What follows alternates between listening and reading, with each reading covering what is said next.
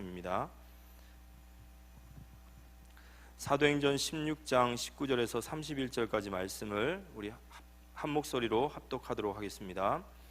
여종의 주인들은 자기 수익의 소망이 끊어진 것을 보고 바울과 실라를 붙잡아 장터로 관리들에게 끌어갔다가 상관들 앞에 데리고 가서 말하되, 이 사람들이 유대인인데 우리 성을 심히 요란하게 하여 로마 사람인 우리가 받지도 못하고 행하지도 못할 풍속을 전한다 하거늘, 무리가 일제히 일어나 고발하니 상관들이 옷을 찢어버리고 매로 치라 하여 많이 친 후에 옥에 가두고 간수에게 명하여 든든히 지키라 하니, 그가 이르러 명령을 받아 그들을 깊은 옥에 가두고 그 발을 착고에 든든히 채웠더니, 한밤중에 바울과 실라가 기도하고 하나님을 찬송하며 죄수들이 듣더라. 이에 갑자기 큰 지진이 나서 옥토가 움직이고 문이 곧 다 열리며 모든 사람의 매인 것이 다 벗어진지라. 간수가 자다가 깨어 옥문들이 열린 것을 보고 죄수들이 도망한 줄 생각하고 칼을 빼어 자결하려 하거늘, 바울이 크게 소리질러 이르되, 내 몸을 상하지 말라, 우리가 다 여기 있노라 하니, 간수가 등불을 달라고 하며 뛰어들어가 무서워 떨며 바울과 실라 앞에 엎드리고 그들을 데리고 나가 이르되, 선생들이여, 내가 어떻게 하여야 구원을 받으리이까 하거늘, 이르되 주 예수를 믿으라, 그리하면 너와 내 집이 구원을 받으리라 하고.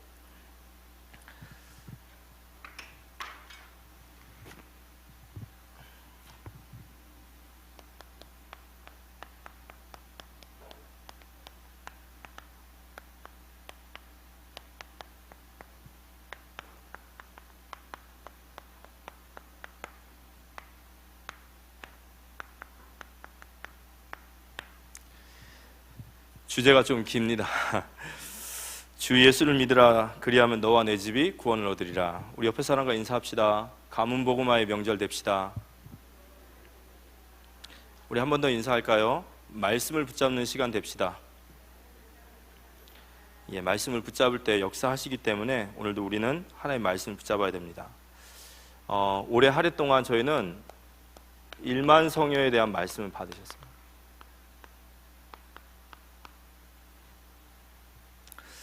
하나님께서 1만 성녀의 말씀을 주신 것은 하나님의 말씀을 성취하시고자 우리에게 주신 줄 믿습니다. 그러면 이제 우리의 삶 속에 실제로 이 말씀을 적용하고 나아가는 것이 중요하겠죠.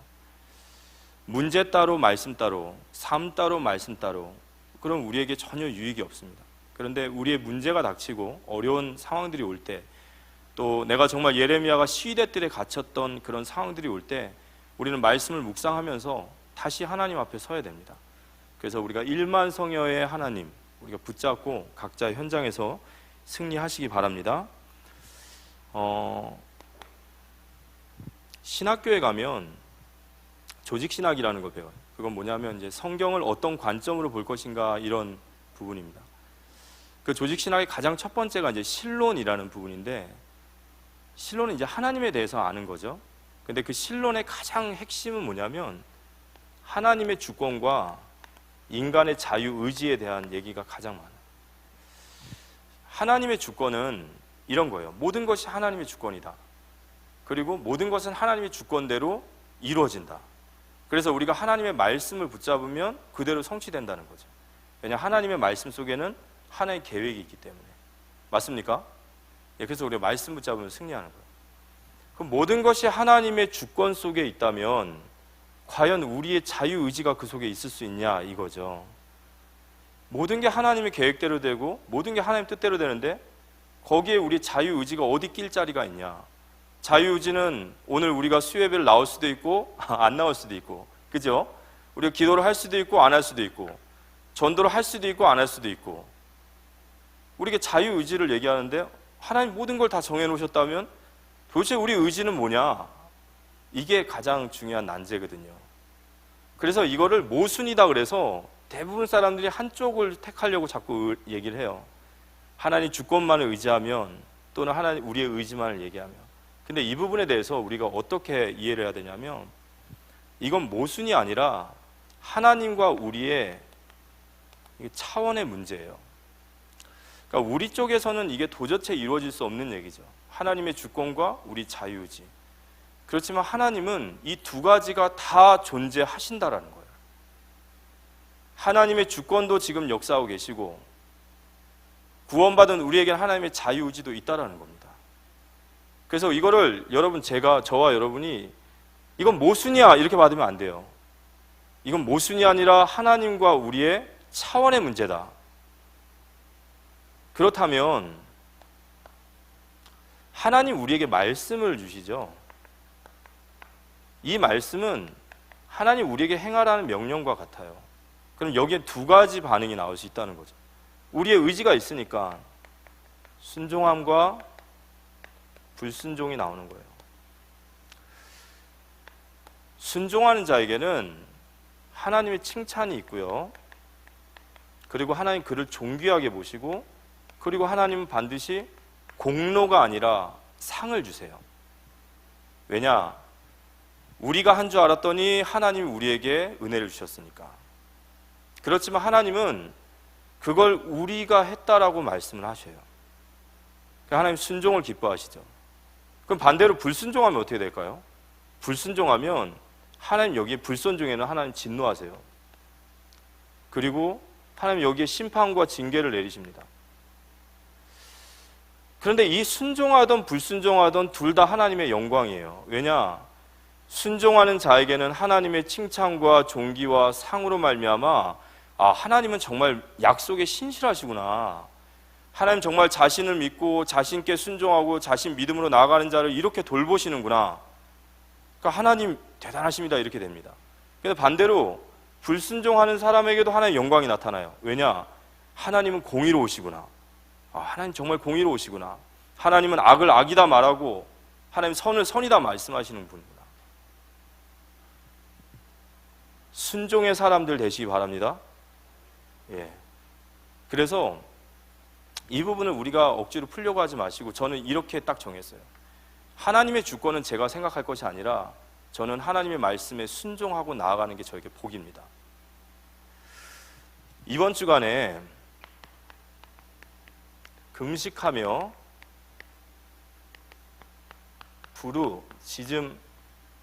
부르짖음으로 말미암아 이런 말씀을 주셨죠. 배경은 유다의 위기를 만났어요. 유다 땅의 위기를 만났습니다. 이 하만이라고 하는 총독이 이 모르드게와의 갈등을 통해서 이스라엘 민족을 다 말살시키겠다고 딱 그거를 마음을 먹어요. 그리고 이 총리가 왕에게 잘못된 정보를 흘려요. 왕이셔, 이 나라에 왕에게 전혀 도움이 되지 않는 해로운 민족이 있는데 어떻게 할까요? 그래? 그 민족을 다 말살시킬까요? 그랬더니 왕이 인장반지를 빼서 하만에게 준 거예요. 그래서 하만이 유다인들은 어린아이나 노인이나 모든 사람들을 다 죽이고 그들의 재물 다 뺏어라 라는 왕의 조서를 페르시아 전체에 발표를 한 거예요.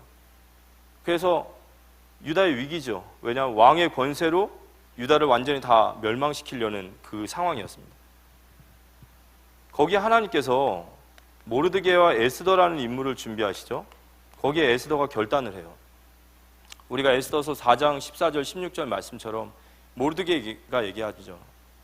에스더에게 이때를 위함이다. 너를 세운 것이 이때를 위함이시기 때문에 너는 유다 민족을 구원하라 이렇게 얘기합니다. 그때 에스더가 죽으면 죽으리라 이렇게 얘기를 해요. 그래서 이번 주간에 저희들이 에스더서 9장 31절의 말씀을 받았어요. 에스더가 죽으면 죽으리라 하면서 그가 내가 왕 앞에 나아가리라 그랬어요. 그리고 모든 이스라엘 백성들에게 금식을 선포하죠. 에스더가 믿음의 결단을 하고 금식하고 나아가는데 하나님의 손이 움직이시기 시작하시는 거예요. 그래서 금식하고 부르짖음으로 말미암아 이스라엘의 불임절이라고 하는 이 하나님의 역사가 일어난 거죠. 결국에 이스라엘은 하나님의 손에 구원받고 그 악한 하만은 결국에는 멸망받죠. 그리고 에스더와 그리고 모르드게는 총리의 자리에 세워져서 이 페르시아에 많은 영향력을 미치는 그런 주역으로 서게 됩니다. 이게 이제 이번 주간에 저희가 받은 말씀입니다. 그래서 어떠한 상황이 있을지라도 금식하고 부르짖음으로 말미암아 하나님 이 불임절의 역사를 일으키셨다면 나의 현장에서 기도하면 되지 않겠냐, 이게 바로 우리 올바른 성도겠죠. 제가 오늘 이 말씀을 다시 한번 좀 드린 이유는 뭐냐면,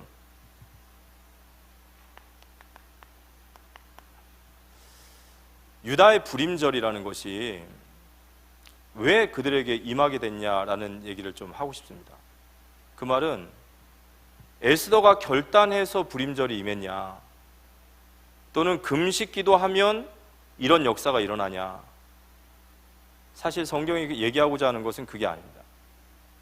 불임절의 역사는 하나님의 말씀에 순종하고 나아간 거예요. 하나님의 말씀에 순종하고 나아갈 때, 하나님의 말씀에 순종하고 나아갈 때 하나님의 기적 같은 역사가 일어나는 겁니다. 그렇다면 우리도 하나님의 말씀을 받았다면 그 말씀에 순종하고 나아갈 때 이번 한 주간의 불임절의 역사를 체험하게 될 줄 믿으시기 바랍니다. 두 번째는 주 예수를 믿으라 그랬어요. 그리하면 너와 내 집이 구원을 얻으리라 그랬습니다. 저는 이번 주간에 이 말씀을 좀 준비를 하면서 이번 주간에 우리에게 금식하며 부르짖으라 그랬어요. 우리에게 기도하라 하셨습니다. 우리가 무엇을 두고 기도해야 될까, 이런 생각을 좀 하게 됐습니다. 우리가 무엇을 위해서 기도해야 될까? 근데 우리가 이번 주간에는 명절이 저희 안에 껴 있습니다. 명절은 가문복음화의 시간표니까 가문복음화의 시간표를 두고 묵상하다가 오늘 본문 말씀을 좀 접하게 됐습니다. 구원받은 우리에게 있어서 가장 큰 목적이 뭐냐, 그리고 우리의 가장 큰 소망이 뭐냐라고 할 때 당연히 우리는 영혼 구원이죠. 그 중에서도 우리는 가족에 대한 구원이 가장 우리에게 소망이고 또 우리에게 가장 목적이죠. 근데 가족을 전도하고 가정을 복음화하는 것이 사실은 그렇게 쉽지는 않습니다. 간단하지는 않아요. 그래서 굉장히 오랜 시간이 걸리기도 하고, 그래서 우리 성도님들 가정에는 가정이 완전히 복음화된 가정들도 있으실 거고, 아직도 진행 중인 가정도 있을 거고, 정말 낙심할 만한 그런 환경에 있는 분도 계실 거라고 생각됩니다. 근데 오늘 사도행전 16장에 이 말씀을 우리가 그냥 예사로 듣지 마시고 하나님께서 바울을 통해서 우리에게 약속하신 말씀으로 붙잡으십시오. 주 예수를 믿으라. 그리하면 너와 내 집이 구원을 받으리라. 네가 예수 그리스도를 믿고 구원받았듯이 너희 가정에도 하나님의 계획이 있고, 너희 가정의 사람들도 복음을 듣고 예수 그리스도를 믿으면 구원받게 될 것이다 라는 하나님의 약속으로 붙잡으셔야 되는 거예요. 그리고 오늘 사도행전 16장에 바울이 이 사도행전 16장을 통해서 특별히 간수장과 간수장의 그 가족들이 복음을 받는 이야기가 나옵니다. 그래서 이 말씀을 통해서 우리가 가문 복음화를 위해서, 가정 복음화를 위해서 우리가 가져야 될 어떤 사도 바울이 어떻게 그 현장에 가문 복음화 했는지를 좀 다시 한번 좀 확인했으면 좋겠습니다. 사도행전 16장의 배경은 우리가 잘 알다시피 바울이 아시아로 복음 전하러 가려고 하다가 하나님께서 아시아의 문을 막으셨어요. 그래서 인도받은 곳이 마게도냐라는 지역으로 갑니다. 그 마게도냐의 첫성인 빌립보 지역에서 루디아라고 하는 사명자를 만나서 그 가정에서 말씀 운동이 시작된 거예요. 근데 말씀 운동이 한참 진행되고 있는데 저 많은 귀신 들린 여종을 만나게 되고, 수위를 유하다가 그 귀신 들린 여종을 향해서 그리스도의 복음이 선포되는데 그 귀신 들린 여종의 귀신이 쫓겨나가는 거예요. 떠나가고 나니까 더 이상 점을 칠 수 없으니까 그 여종을 통해서 수익을 얻던 주인이 그 바울을 고발한 거예요. 우리가 듣도 보도 못한, 로마에서도 한 번도 듣지 못한 그런 이상한 말을 퍼뜨리는 자가 있다. 그래서 바울을 고발해서 바울을 끌고 가서 매로 치기 시작합니다. 얼마나 쳤는지 모르겠어요. 많이 친 후에 그리고 바울을 깊은 감옥에 가둔 거예요. 거기서부터 이제 오늘 메시지가 이제 시작되는데요. 사도행전 16장 19절에서 25절에 보면 여종의 주인들이 자기의 수익의 소망이 끊어진 것을 보고 바울과 실라를 붙잡아 장터로 관리들에게 끌어갔다가 상관들 앞에 데리고 가서 말하되 이 사람들이 유대인인데 우리 성을 심히 요란하게 하여 로마 사람인 우리가 받지도 못하고 행하지도 못할 풍속을 전한다 하거늘 무리가 일제히 일어나 고발하여 상관들이 옷을 찢어 벗기고 매로 치라하여 많이 친 후에 옥에 가두고 간수에게 명하여 든든히 지키라 하니 그가 이러한 명령을 받아 그들을 깊은 옥에 가두고 그 발을 착고에 든든히 채웠더니 한밤중에 바울과 실라가 기도하고 하나님을 찬송하며 죄수들이 듣더라. 이런 얘기가 있습니다. 바울이 깊은 옥에 착고에 매어서 갇혀 있을 때 빌립보 지역의 간수장과 그 가정에게 복음을 증거되기 위해서 그가 한 첫 번째가 있습니다. 우리가 가족을 구원하고 가문을 복음화하기 위해서 우리가 반드시 붙잡아야 될 첫 번째가 뭐냐? 바울은 간수장이 복음받기 전에, 간수장의 가족들이 구원받기 전에 그가 했던 것이 바로 뭐냐면 기도예요. 기도하고 찬송하며 이런 얘기가 나오죠. 너무 뻔한 얘기 아닙니까? 이런 얘기를 할 수 있습니다. 그런데 뻔해도 그 답이 그 답이에요. 바울이 간수장과 그리고 간수장의 가족들이 구원받기 전에 그가 먼저 시작했던 것이 바로 기도입니다. 한밤중에 바울과 실라가 기도하고 찬송하며 이렇게 나와 있거든요. 그리고 죄수들이 듣더라 이렇게 되어 있습니다. 마가복음 9장 29절에 예수님께서 말씀하셨어요. 귀신 들린 아이를 데리고 온 부모에게 그 아이의 귀신을 예수님이 쫓아주시죠. 그리고 제자들이 그 예수님께 물어봅니다. 예수님, 어찌하여 우리는 그를 낫게 하지 못했습니까? 그를 귀신을 쫓지 못했습니까? 라고 말할 때 예수님 말씀하신 거예요. 이르시되 기도 외에는 다른 것으로 이런 종류가 나갈 수 없느니라 그랬습니다. 기도할 때 하나님이 역사하시거든요. 우리가 우리 가문과 우리 가족의 구원을 위해서 가장 먼저 해야 될 것이 뭐냐? 기도예요. 왜냐? 기도 외에는 다른 길이 없기 때문에. 바울이 기도하기 시작한 겁니다. 근데 무엇을 위해서 기도했냐면요, 바울이 옥에서 빠져나오게 해주십시오 라고 기도하진 않았습니다. 그 증거가 뭘까요? 하나님, 내가 이 상황에서 벗어나기 원합니다 라고 기도하지 않았습니다. 그 증거는 옥문이 열려도 바울은 가지 않아요. 바울은 지금 옥에 있으면서요, 바울은 자기가 이곳에 있는 분명한 이유를 압니다. 하나님의 정확한 뜻은 다 알지 못하지만 바울은 선교 중에 있고 이게 하나님의 구원과 연결되어 있다는 것을 알아요. 그래서 그가 기도하기 시작하는 거예요. 무엇을 위해서 기도했냐면 하나님, 전도의 문을 열어달라고 기도했겠죠. 그리고 또 무엇을 위해서 기도했을까요? 바울이 이 감옥에서 하나님의 구원의 시간표가 누구에게 있을까라고 돌아봤더니 죄수들이 보이는 거예요. 그래서 그가 기도했습니다. 뭐라고 기도했을까요? 하나님, 저 죄수들에게 어떻게 이 복음을 전할 수 있겠습니까? 우리가 가문 복음화를 위해서 기도해야 될 기도 제목이 뭐냐면요, 하나님, 우리에게 지혜를 달라 기도하셔야 돼요. 바울이 간수장, 지금 눈앞에 죄수들이 보여요. 하나님, 저들에게 어떻게 복음을 전해야겠습니까? 지혜를 구하기 시작한 거예요. 마찬가지입니다. 하나님, 우리가 어떻게 복음을 전해야 될까요? 야고보서 1장 5절에 보면 야고보 사도가 이렇게 얘기하죠. 너희 중에 누구든지 지혜가 부족하거든 모든 사람에게 후히 주시고 꾸짖지 아니하시는 하나님께 구하라. 그리하면 주시리라. 지혜를 구하시기 바랍니다. 우리에게는 지혜가 필요합니다. 하나님의 지혜가 필요해요.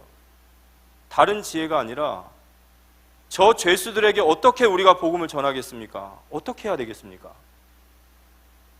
그런 지혜가 필요한 거예요.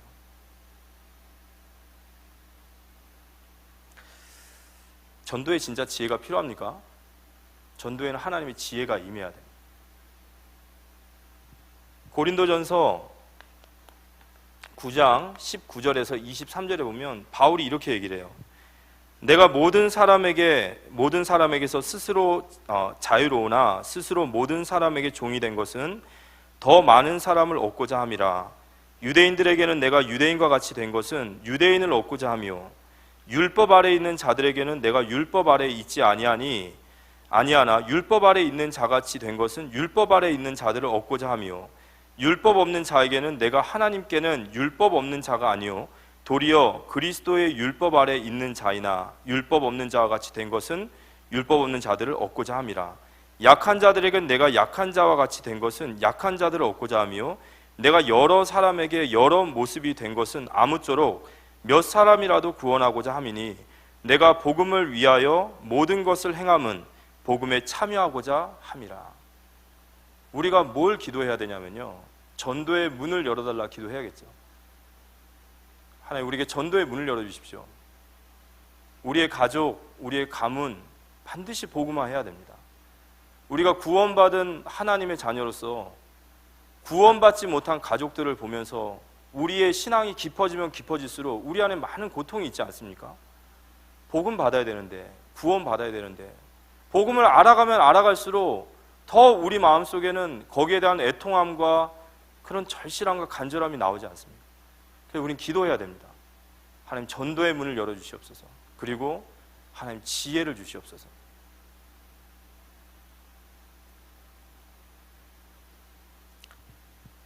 하나님께 지혜를 구할 때 하나님은 사도행전 16장 25절에 바울에게 복음 전할 수 있는 지혜를 주셨어요. 그게 뭐냐면 찬양이었던 것 같아요.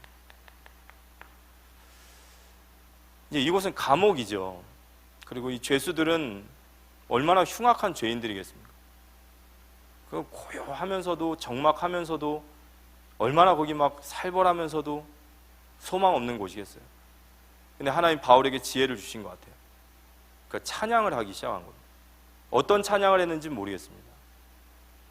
나 같은 죄인 살리신 그 찬양을 하셨는지, 내 주의 보혈은 그 찬양을 했는지, 찬양을 울려 퍼지기 시작하는데 그 간수들, 그 죄인들이요, 그 찬양을 듣기 시작하는 거예요. 그 찬양을 듣기 시작했습니다.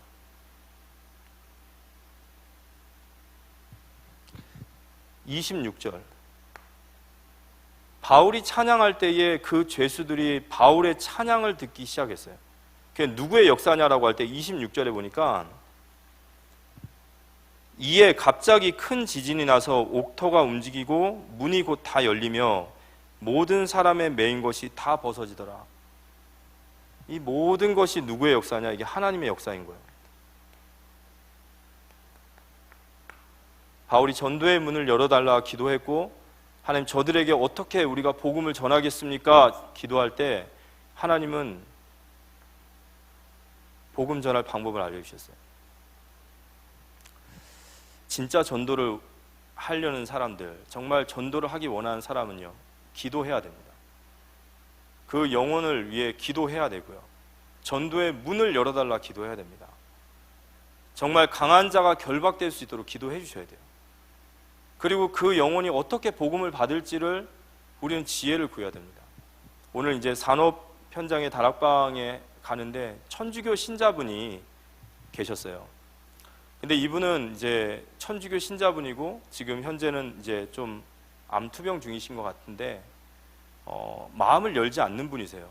그런데 이제 우리 중직자분이 같이 일하는 동료다 보니까 어떻게 해서든 복음을 전하고 싶고 말씀을 전하고 싶으신 거예요. 이런 상황을 보면서 저한테 얘기하시길래 그러면 기도해드린다고 한번 말씀 좀 드려봐라. 기도해준다면 다 좋아하거든요. 그랬더니 아니나 다를까 기도해달라는 거예요. 그래서 이제 이분을 만나서 기도를 하는데, 기도만 하면 되겠습니까? 복음을 전해야죠. 근데 알고 봤더니 우리 중직자분이 복음을 전해서 예수님을 영접한 상태인데 뭐 전혀 아직 감흥은 없는 것 같아요. 그래서 이제 그분을 만나기 전에 계속해서 기도하고 가는 거예요. 하나님, 천주교 신자입니다. 이제 복음은 받았다고 하는데 뭐 전혀 변화되지 않은 분입니다. 하나님, 어떻게 말씀을 전할까요? 무슨 얘기를 전할까요? 이제 하다가 제가 이제 그분한테 얘기를 했어요. 이제 바울의 사도행전 9장 얘기를 하면서 우리 인생에 가장 중요한 것 두 가지. 첫 번째는 우리가 생명을 얻는 것. 우리가 진짜 예수 그리스도로 말미암아 생명 얻는 것보다 더 귀한 게 있냐? 근데 한숨을 푹 쉬어요. 왜냐? 천주교 신자분들은 구원에 확신이 없잖아요. 그리고 두 번째, 하나님의 말씀을 들을 때에 하나님이 나를 통한 계획을 깨닫게 됩니다. 그래서 이곳에 예배가 진행되고 있으니까 예배 자리에 오셔서 같이 말씀 나누시고 우리 팀장님을 향하신 말씀을 받으셨으면 좋겠습니다. 물론 그분이 마음을 확 열고 그렇게 하겠습니다라는 얘기는 안 했어요. 근데 제가 말씀드리고 싶은 건 뭐냐면 무엇을 위해 기도해야 되냐? 지혜를 달라 기도하셔야 돼요. 두 번째는 이제 옥터가 다 움직이고 그 죄수들과 간수장에 매어있던 차고가 다 풀렸어요. 그러니까 이 소란을 보면서 이 간수장이 이제 나타난 거죠. 16장 27절에 보니까 간수가 자다 깨어 옥문들이 열린 것을 보고 죄수들이 도망한 줄로 생각하고 칼을 빼어 자결하려 하거든, 이런 말이 있습니다. 간수가 보니까 옥문이 다 열리고 죄수가 한 명도 없는 거예요.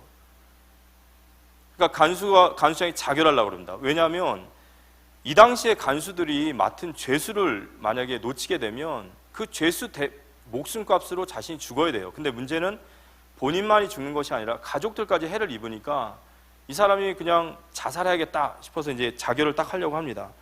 근데 16장 28절에 보니까 바울이 크게 소리질러 이르되 내 몸을 상하지 말라 우리가 다 여기 있노라 하니, 이렇게 얘기해요. 그러니까 바울과 죄수들이 차고가 다 풀어지고 수갑이 풀어졌는데 그들이 도망가지 않고 다 우리가 여기 있노라 이렇게 얘기한 거예요. 그리고 났더니 29절과 30절에 간수가 등불을 달라고 하며 뛰어들어가 무서워 떨며 바울과 실라 앞에 엎드리고 그들을 데리고 나아가 이르되 선생들이여 내가 어떻게 하여야 구원을 받으리까 하거늘, 이렇게 되는 거예요. 우리가 해야 될 두 번째가 뭐냐면 오늘 말씀 속에서 바울이 얘기하죠. 우리가 다 여기 있노라 그랬어요. 이게 무슨 말이냐면요, 우리가 정말로 가족을 구원하고 가문을 복음화하기 위해서 우리가 해야 될 정말 중요한 것이 뭐냐? 나의 위치를 놓치면 안 되는 거예요. 내가 간수장을 위해서 내가 있어야 될 그 위치와 자리가 있는 거예요. 바울은 그 자리를 떠나지 않는 겁니다. 간수장의 마음을 연 것은요, 우리가 여기 있노라 이거예요. 그러니까 바울이 도망가지 않고 감옥에 앉아 있었던 것이 간수장에게는 복음이죠. 그것만한 복음이 어디 있습니까? 마음이 열려버리는 거죠. 만약에 바울이 도망가다가 잡혔다. 도망가다 잡혔는데 간수장한테 주 예수를 믿으라 그러면 안 들어가겠죠. 하나님의 계획이 그 자리에 있는 줄 믿고 바울은 자기의 위치를 벗어나지 않은 거예요. 자기의 위치에 서 있었던 거예요. 우리 각자에게 주신 자기의 위치가 있습니다. 뭐 내가 남편으로서, 또 내가 아내로서, 내가 아버지로서, 내 자식으로서 우리 각자의 위치를 지키시기 바랍니다. 간수장에게 전도의 문을 열 수 있도록 나의 위치를 지켜야 되는 거예요.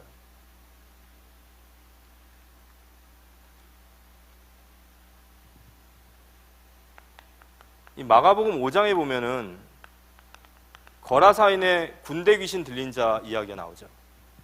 예수님께서 군대 귀신 들린 자가 치유받고 나니까 이 귀신 들린 자가 너무 은혜를 받았잖아요. 그래서 뭐라고 얘기하냐면 예수께서 배에 오르실 때에 귀신 들렸던 사람이 함께 있기를 구하는 거예요. 너무너무 은혜를 받고 너무너무 주님께 감사하니까 내가 주님 따라가기 원합니다 라고 이렇게 말을 했던 거예요. 근데 예수님께서 뭐라고 하셨냐면요, 허락하지 아니하시고 그에게 이르시되 집으로 돌아가 주께서 내게 어떻게 큰 일을 행하사 너를 불쌍히 여기신 것을 내 가족에게 알리라. 내 자리를 지키라는 거예요. 내 자리로 돌아가서 주께서 너에게 어떻게 은혜를 베푸신지를 너희 가족들에게 전하라는 겁니다. 우리가 가족 구원을 위해서 우리가 해야 될 헌신이에요. 우리 각자에게 간수장의 가정의 전도의 문을 열기 위해서 바울은 그 자리를 지켰듯이 내가 있어야 될 그 위치와 자리를 이탈하지 마십시오. 거기서 우리는 계속해서 간수장이 복음을 받을 수 있도록 우리는 계속해서 문을 열어야 되는 거예요.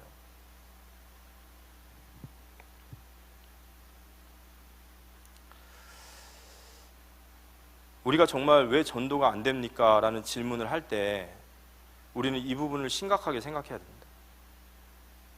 우리가 정말 가족 구원을 위해서, 가문 복원을 위해서 우리 모든 성도님들은 최선을 다해서 간수장의 마음을 열기 위해서 그 자리에 서 계신다고 저는 믿고 또 그렇게 알고 있습니다.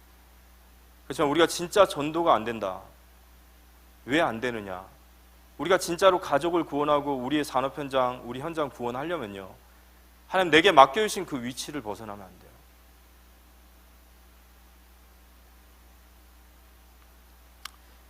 성도가 변화되는 것만큼 강력한 메시지는 없는 것 같습니다. 우리가 진짜로 그리스도의 복음 안에서 변화되고 우리가 예수 그리스도의 사람이 되어지면 그것만큼 강한 메시지는 없어요. 그래서 우리는 그 자리를 지키시기 바랍니다. 그게 가족 구원하는 우리의 헌신입니다. 바울이 오늘 그 일을 했던 거예요. 우리가 세상에서 너나 잘하세요 이런 얘기 들으면 안 되는 거예요. 그죠? 너나 똑바로 좀 해라. 예수님 얼굴에 먹칠 좀 그만해. 이제 정말 그런 말 들으면 안 되는 거예요.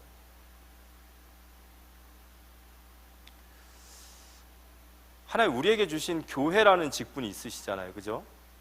우리를 교회의 하나의 공동체로 모아주신 것도 주 예수를 믿으라 그리하면 너와 내 집은 구원을 얻으리라. 구원을 위해서 우리를 불러주셨습니다.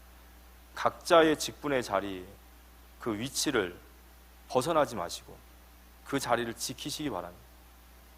간수장의 전도의 문을 열 때까지 그 일에 헌신하는 우리 성도님들 되기를 기도합니다. 그리고 마지막 세 번째, 그래서 전도의 열쇠는 나의 위치를 지켜라. 제가 몇 년, 한 2년, 3년 됐나요? 이제 우리 지금 청년부에 있는 어떤 그 랩넌트의 사촌 오빠를 이제 복음을 전하고, 근데 이 사촌 오빠가 암 투병 중이었어요. 복음 전하고서 이제 영접을 하고 나서 이제 영접을 하고 그리고 나서 말씀 양육을 좀 들어가려 했더니 어디 요양한다고 이렇게 쏙 가버렸어요. 그래서 한 몇 년이 지나고 이제 만났는데 이제 암이 많이 전이가 돼가지고 상태가 많이 심각한 상태였습니다. 그리고 이제 뇌에 암이 전이돼서 수술을 받게 되고 그래서 몸도 움직이지 못하는 좀 그런 상태 속에 있었어요. 그래서 이제 일산에 있는 그 암센터 가서 이제 말씀을 전하러 계속 들어갈 때였어요.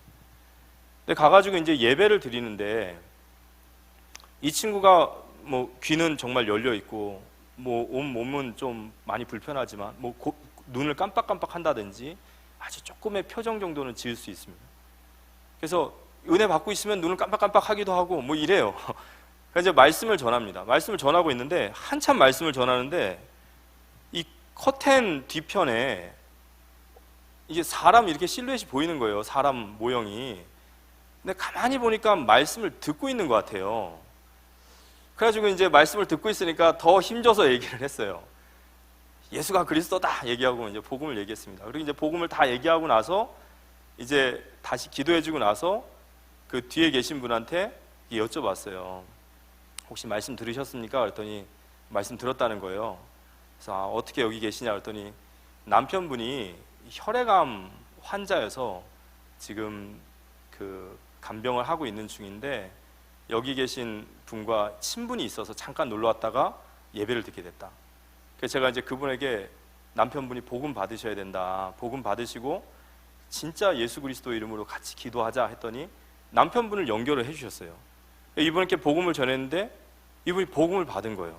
이제 그때부터 이제 그 병원에서 그 친구 중심으로 해가지고 그분이 와서 말씀을 같이 듣는데 제가 그런 생각이 들더라고요. 아, 하나님의 자녀는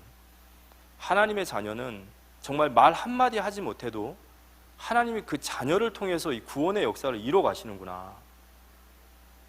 우리가 그곳에서 예배하니까 하나님이 영혼을 붙여주셨다면 우리 각자의 위치를 이탈하지 마시고 그곳에서 간수장의 구원을 위해서, 죄수들의 구원을 위해서 헌신하신다면 반드시 하나님의 복음의 문을 여시는 시간표가 올 줄 믿으시기 바랍니다. 이게 우리의 헌신이죠. 이게 우리를 먼저 불러주신 이유인 것 같습니다. 그리고 마지막으로 세 번째, 우리가 정말 가족을 구원하고 가문을 구원하기 위해서 반드시 우리가 가지고 있어야 될 세 번째는 뭐냐면요, 믿음으로 끝까지 이 복음을 전하라는 거예요. 우리가 명절에 가족들한테 그렇게 많이 복음을 전해봤을 수도 있어요. 근데 전할 때마다 거기에 대한 냉대한 반응이 오고 그럴 수 있습니다. 그럼 낙심도 되고 포기하고 싶기도 하고, 가족이지만 그냥 나 몰라라 할 수도 있어요. 근데 바울은 오늘 이 모든 여정을 끝까지 마무리하지 않습니까? 근데 그가 끝까지 마무리할 수 있었던 것은 뭐냐? 그게 믿음이 있어요. 주 예수를 믿으라는 거예요. 너와 내 가정이 구원을 얻으리라. 바울은 그 믿음이 있었던 거예요. 하나님 우리 가정에 대한 반드시 구원의 역사와 복음의 역사가 계획하신 줄 믿으시기 바랍니다. 하나님을 믿어야 돼요. 그래서 당장은 복음 받지 못하고 또 냉대하게 또 거절하고 또 거절해도 우리는 주 예수님을 믿고 끝까지 우리는 복음을 전해야 됩니다. 끝까지 복음을 전하시기 바랍니다.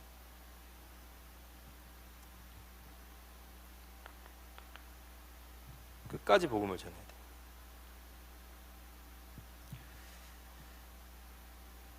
사도행전 16장 31절, 주 예수를 믿으라, 그리하면 너와 내 집이 구원 얻으리라. 이 말씀 붙잡고 우리가 끝까지 복음을 전해야 됩니다. 그래서 우리는 언제나 이 복음을 준비해야 돼요. 어느 날 우리 가정에 이 간수장이 고백하듯이 30절의 간수장이 이렇게 얘기하죠. 그들이 데리고 내게 이르되 선생님들이여 내가 어떻게 하여야 구원을 받으리이까. 이 역사가 우리 가정과 가문에 일어나기를 기도합니다. 어느 날 그 시간표가 와요.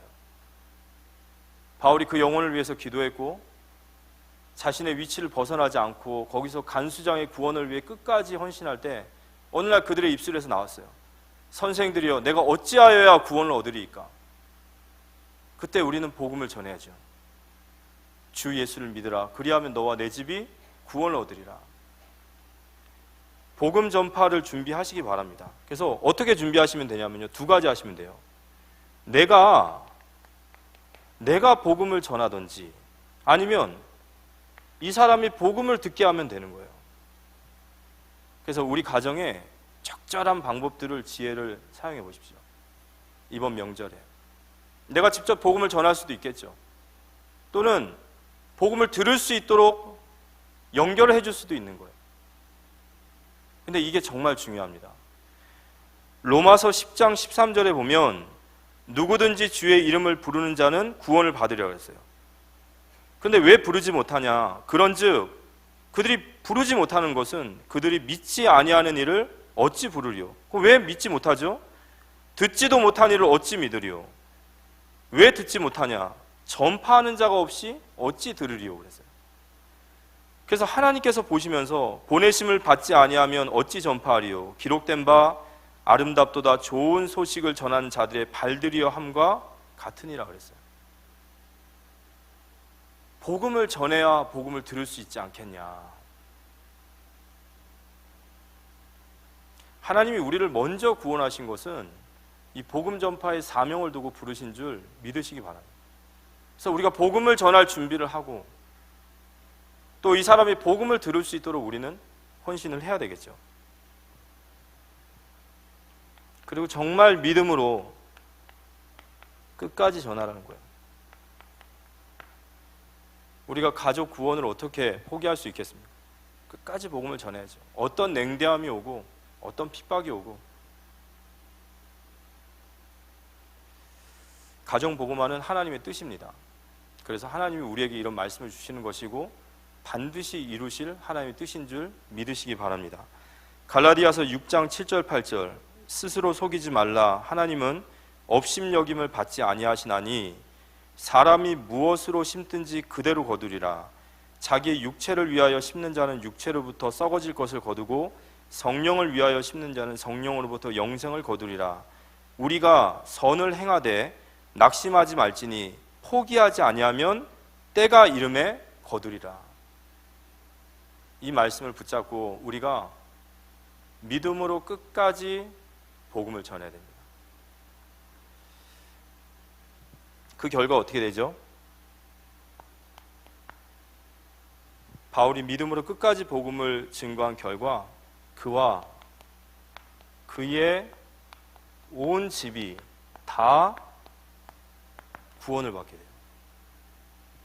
사도행전 16장 33절과 34절 보면 그 밤 그 시각에 간수가 그들을 데려다가 그 맞은 자리를 씻어주고 자기와 그 온 가족이 다 세례를 받은 후 그들을 데리고 자기 집에 올라가서 음식을 차려주고 그와 온 집안이 하나님을 믿음으로 크게 기뻐하니라.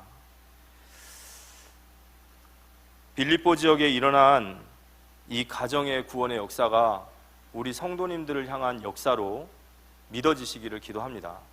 그 일을 위해서 믿음으로 끝까지 헌신하고 기도하고 복음을 전했던 그 가정에 하나님 이런 큰 구원의 역사를 주셨고 온 가족이 구원을 받고 나니까요 다들 기뻐하시는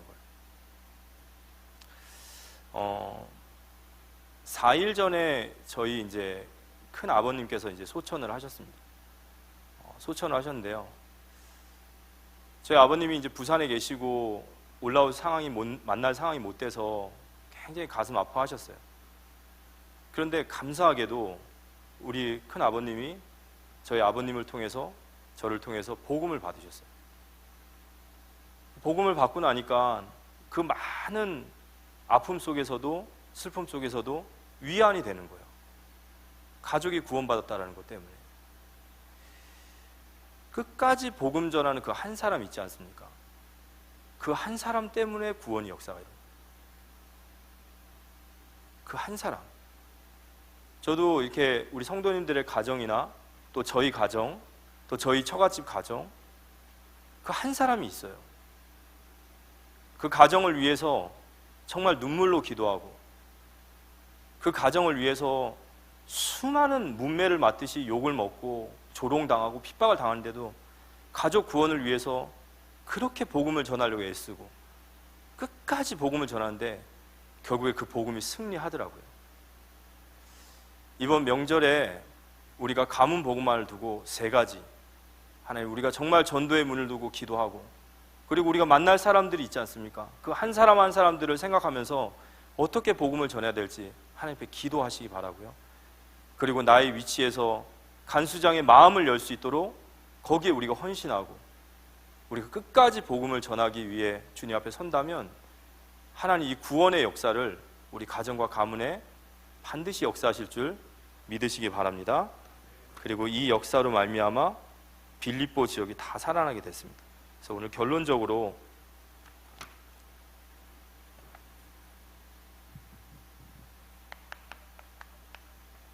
서론에 하나님의 말씀에 순종하면 하나님은 칭찬과 존귀와 상을 주신다고 했어요. 하나님 구원받은 우리에게 하시는 말씀이거든요. 가문 복음화, 가정 복음화는 하나님의 절대적인 계획이고 그 우리를 통해서 이루시기 원하시는 거기 때문에 아 맞다, 하나님 나를 우리 가정에 먼저 복음받은 자로 불러주신 것은 복음받지 않은 우리 가정과 가문에 복음 전하고 그들을 살리기 위한 것이다.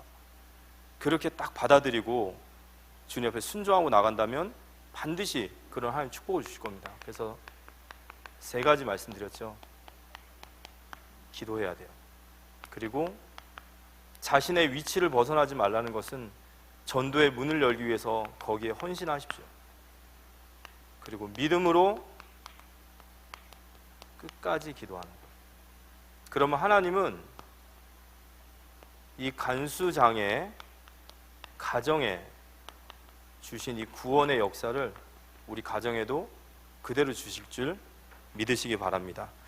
하나님의 말씀을 붙잡고 믿음으로 순종하고 또 그 일에 헌신하는 이 명절 가정 복음화에 귀한 축복받는 우리 모든 성도님들 되시기를 살아계신 예수님의 이름으로 기도합니다.